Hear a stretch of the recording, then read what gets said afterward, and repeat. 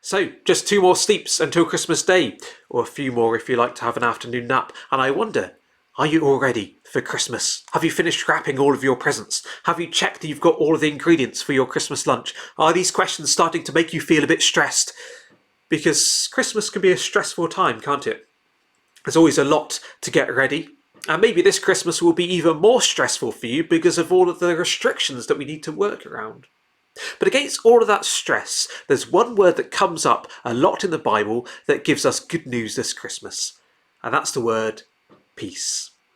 We've been thinking about some of the names that the prophet Isaiah gives to that baby that was born that first Christmas. For to us a child is born, to us a son is given, and he will be called Wonderful Counselor, Mighty God, Everlasting Father, Prince of Peace. Jesus coming to give us peace.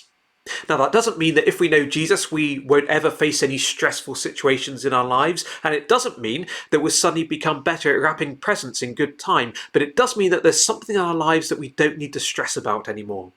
That's our relationship with God. Our relationship with God could be a big source of stress for us when we realise that we haven't lived in God's world as we should have done, that we're guilty of what the Bible calls sin. And because God is perfect, that sin puts us at a distance from God. And we could think that we need to do lots of stuff to rebuild that relationship, and we tire ourselves out and make ourselves stressed doing lots of stuff. And we find it doesn't really help because we can't undo what we've done in the past and we continue to sin. But then Jesus comes as the Prince of Peace to give us peace with God, living the life that we failed to live and then dying in our place on the cross, taking the punishment that we deserve so we can be forgiven. So as we trust him, we can know peace with God, a happy, harmonious relationship with the God of life.